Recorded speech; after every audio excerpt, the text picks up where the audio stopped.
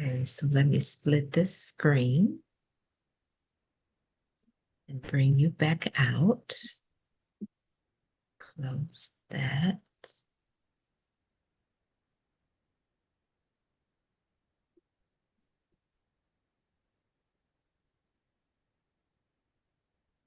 All right, You we look are beautiful. live. Thank you.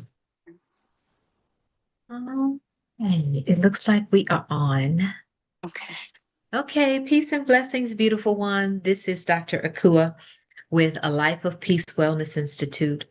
And we are back again today for our wellness series, which is the mark, the impact, and the legacy of a life of peace at 20 years. Yes. And I wanted to introduce our guest today. You know, we've been talking to a series of different people, from those that are from the baby boomers to the Gen X's to the the Gen Y's and all of those kinds of things. Um, but today we're bringing on a beautiful young woman that I have admired for at least 15 years, I'm sure. Yes. And her name is Zakiya, and she is going to be with us today. So let me start off, Zakiya, by welcoming you, of course, and wanting you to first kind of introduce yourself to everybody, and then answer the question after your introduction of how did you become interested in wellness, and how has it helped you in life as a young woman? Wow. Yes. So greetings. Yay, Akua. I am so grateful and honored to be on this platform with you. It has been about 15 plus years that I have been blessed to meet you, to learn from you, to be in under your tutelage. So I am really truly grateful for you. To be called on is such a powerful just agreement. So when you reached out to me, I was like, okay, I'm doing something right. One. And two, there's been a level of consistency. So I'm grateful. My name is Zakiya Ayedun Taliba Kafentse. I am the daughter of Empress Adama Kafentse and Aswad Kafentse the first.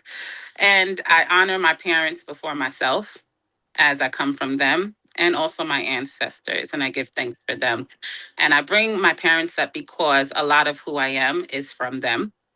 I am a doula for 15 years. I'm a dancer since the womb. My mama is a dancer. She almost had me at a dance class. So, movement is life, and I carry that with me every day. I'm also a priestess in the Yoruba tradition, and just an all around co creator and space of healer and counseling and supportive community. So I am very grateful. To answer the question, how I came into uh, the levels of wellness and self care, I think the impact of wellness really is rooted in radical self care. Knowing that the maintenance of life is pouring in to ourselves, pouring into the earth. And as we give to the earth, as we give to, the universe pours back into us.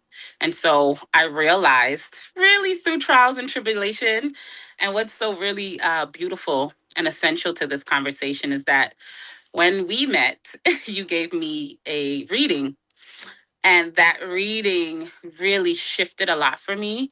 While I took heed to some of the information shared, some of the information I didn't. And I had to learn some really powerful life lessons from.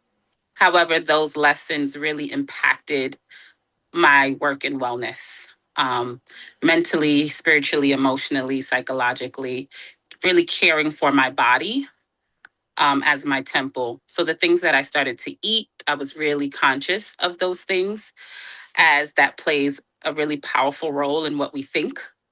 And so I know when I was maybe a teenager, perhaps there was some junk food intake, but as I got older, as a young woman in my 20s and now in my mid 30s, there's definitely the impact of food, how the connection of what we put into our bodies connects to the mind health and the gut health, which is really one brain. Um, and so also the movements, being able to dance as a dancer, that agile movement is also the detoxification of the mind, body, and spirit. And so all of my wellness at this point really is interconnected. The doula aspects of who I am, being able to support women, especially Black women, with information about, their maternal health, how just what is going on in the system right now with Black women. Um, Women are passing away from going into the hospital, right? So a part of that wellness is having the information and then being able to assist others to that application of radical self-care and really taking back that information that our grandmothers really gave importance to us. So without being loquacious, I just am really truly grateful to have come full circle in my essence of learning and tutelage to now being able to teach with the notion of as we teach, we learn, and as we learn, we teach. Ashe. Oh, wonderful. Absolutely. And I'm so glad that you brought up the subject of being a doula, because that is one of the components of women's work that we started with a life of peace some time ago. Yeah. And it has been just absolutely miraculous how I see the holistic doulas that have come through our programs go out into the world and really touch lives. And I'm really excited that you are doing that type of healing work consistently in the community. I did not know. Yes. But it is so wonderful. And just on that point of doula, before we move on, what do you find in that profession to be the most rewarding for you and the families that you serve? Wow. Yeah. So doula work is selfless work. It's selfless. It's giving of the self. However, it's most important to pour into self. We cannot pour from an empty cup. And so, what I think is the most rewarding is the different aspects of families, seeing how it could be a new mother um, that perhaps going into this process of like the self sacrifice of bringing a child into this world and leaning on me as a support, as an aid, as a guide, many times, as a listening ear, to have their most vulnerable moments to be shared with me. That is such a responsibility. And responsibility meaning the ability to respond, which means I have to show up. So oftentimes I fast before I take any clients. I check in within myself. Am I in a space in this season to take on be an aid and a sister to another sister in this moment? Because it's really my entire self. And so the most rewarding part is seeing the levels of confidence going from perhaps not knowing what that experience will be like. We talk about it, we do the movements, we check in with the breaths, we do the breath work, we, do the affirmations, but really going through that process where one becomes two or even three, right? As the baby is coming through and seeing that transformation, the vulnerability and the submission to the most high of like, this mother birthing this child and rebirthing herself is such a powerful, humbling moment. And then seeing the grace, the love, and the gratitude right after, knowing that their baby is safe and in their arms that's the most rewarding every time. That is absolutely beautiful. I don't think that we can have enough birth workers Yeah. and holistic birth workers at that, because, I work with young women in training them to be doulas, because I'm of that frame of mind when you hear people say there should not be one woman in any community that does not birth without a doula. Yeah. And I am so happy to see the medical system Mhm. changing towards the work that doulas do. Because here in Houston, many of the hospitals that have birthing wards are now actually hiring doulas on staff Yeah. at the hospitals Hmm. to begin to do the work that nurses were not doing in terms of supporting their clients. So, I think that the more that we have powerful, positive doulas like yourself out there, the more that will bring more respect and value to the profession of being a doula. And I think by now, most people know the difference Yeah. between a doula and a midwife, because oftentimes in the beginning, especially in our community, when we were thinking of holistic birth worker and that word doula was not very popular in our community, Yeah. people were thinking that doulas birth babies. But in Yes. actuality, doulas don't birth babies. So that I think the work that we've been doing as a collective in terms of doulas in our communities has really brought about a change Yes. for us. But we still haven't done enough because, like you said, women are still dying Yes. in the process of bringing babies into the world, and babies are still dying Exactly. also. So I think that work is so, so very important. And, you know, I give honor to you and say, keep it up. Thank you. Thank you for It is absolutely supporting in the wonderful. coaching of many of our sisters, and even brothers are becoming, doulas and getting that knowledge as well. It's so important being the teacher in order to support and advocating for so many more. I know so many will come from your, a life of peace from your Mhm. tutelage. So I just look forward to seeing this work continue to impact and ricochet in so many more spaces. Yes.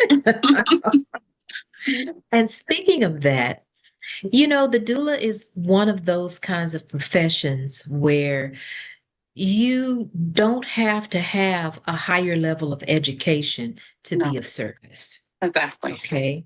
Yeah. And so I think in terms of, letting young women know that this is something that you can do as a source of income. And I know that most doulas have multiple sources of income. Right. And then there are some doulas that are so busy, they don't even have a chance to breathe because, they have so many clients, just depending on the areas where they're working at in terms of geographics, right? And speaking of the doula profession, I think that that is one way that we can reach the next generation of young women that are coming Mhm. up and wanting to be wellness providers and healers in the community. I know that that's one way. Now, what do you think Mhm. would be a way for us in wellness to reach the next generation of those youth that are coming around and interested in wellness? How do we reach them? Yeah, I think that this is a very touching question, and it needs to be asked. I think utilizing the currency of inquiry, right? As we are the adults, we are the teachers, we are the leaders for those of tomorrow.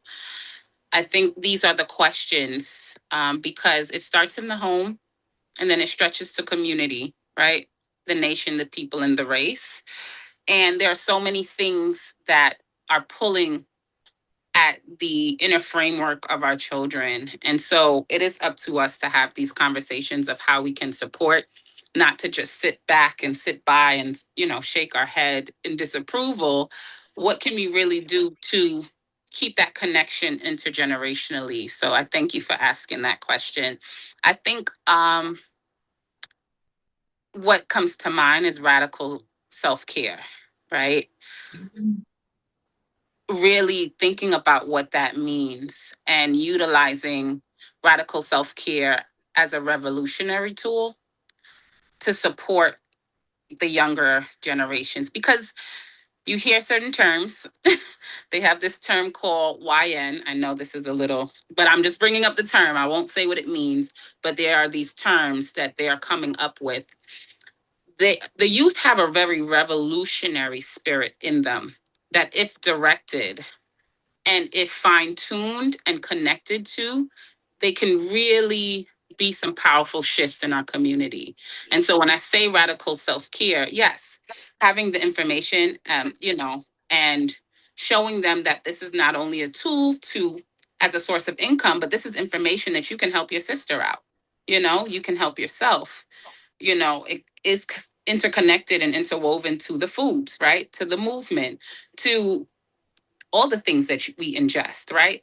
What we listen to, what we taste, what we read, all of those are pathways and portals of consumption. And so, modalities, the healing modalities of just breath work, right? These are some of the very same tools that we've utilizing breath work for emotional regulation, for cognitive dissonance and understanding, um, for ways in which they can take a moment of pause so that they can be in a pathway of destiny that is for them and not caught up in a system or caught up in anything that they don't have to be caught up in. I think the ways in which I connect with the youth is through dance. So I also teach in schools. I teach dance in schools. And so learning about their music, right? Learning some of their dance movements and connecting that with movements that are of African dance or Caribbean diasporic movements, and literally teaching them, like, you think that this is one of these new moves that you're doing, but this actually comes from Senegal, right? This actually comes from Nigeria. This actually comes from Ghana or Jamaica. And so I can literally see how they're like, wow, or when I speak about their music, like, let's break down drill music. What is the frequency of this?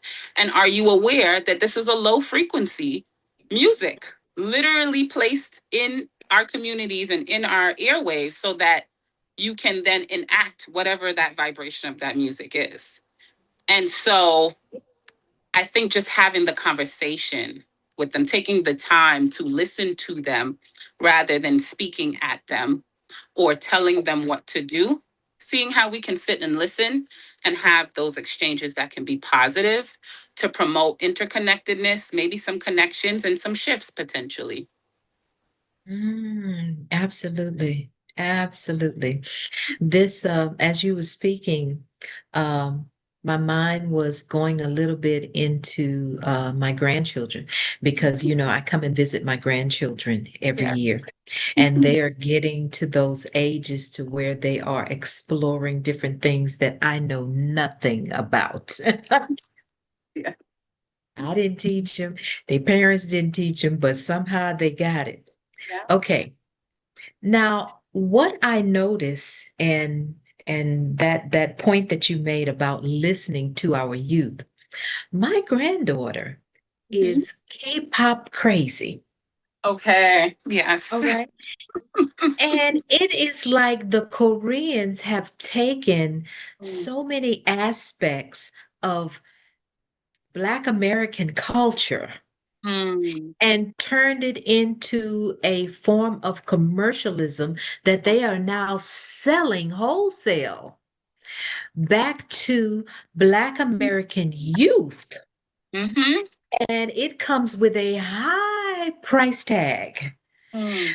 because they have cards, they have foods, they have toys, they have records, they have downloads, they have so many, they have capitalized on our youth by taking their culture and selling it back to them. Mhm. Now, I don't know whether to make that out as a bad thing. Yeah. I really can't say it's a good thing, but that listening part Yeah. made me to know that this is what is happening because, my granddaughter was like listening to K-pop, K-pop, K-pop, K-pop. I said, Mm. okay, let me find out what What K-pop this is. is. Yeah. Yeah. Exactly. Yeah. So, I know that we are worldwide. Yeah. Everybody around the world copies our culture. Yeah. It's been that way for more than 100 years. It has been that way. And well, actually, if you take it all the way back to Kemet, it's been more than 30,000 years Yeah. that people have copied, Mhm. our culture and, taken it and sometimes given it back to us in their version and capitalizing on it. So I kind of don't know how to think about that. How do we reach them on that kind of level Yeah. where, their whole mindset is something that is theirs that somebody else is giving them back? Okay. Mm. Yeah, that is something to think about. Um, I think that was definitely orchestrated and designed to do the very same thing that it is doing, right? For the commercialism of it all, for the capitalism of it all. And unfortunately, many of our youth, whatever's popular, they kind of just suck onto. And it's also just put out in that way where it looks very shimmery and bright and like has all the attachments to it. And it becomes popularized because people around them, in their age group, they're also looking and doing the same things. Because I don't know what this K-pop thing is. Like, I'm completely separated, but they have a lot of our children completely enamored by the whole thing. Yes. It, Yes, it makes absolutely. me wonder, like, if we could do something like that, but with our own, will it be as popular? I'm not sure. There is something deeper to look at for sure in that aspect. Yeah. Right. We still have a lot of work to do, young lady, don't we? We do. We do. We have a lot of work to do. And that's why I'm definitely looking forward to the next 20 years of a life of peace, the Mhm. next 20 years of my darling sister, Zakiya. Oh, And all that you will do in the community. And I just want to say thank you so much for joining me today and just shedding a little light on the doula profession, on your life as a young woman influenced by wellness and giving back to the community, and the ideas of what we can do in order to continue to reach our youth. I'm greatly thankful. I'm grateful for you joining me today. So thank you so much. yeah. And for those of you who are watching, we will be back on Monday night with our next guest. And we're going to talk about community activism and what that looks like for us globally, locally, and globally coming into the next 20 years. And I want you all to join us live here on YouTube. And then also checking out our A Life of Peace Facebook page where you can go and look at all of the past interviews that we've done and the talks with A Life of Peace at 20, the impact, Yes. the wait a minute, the mark, the impact, and the legacy. You all have a good one. Peace and blessings.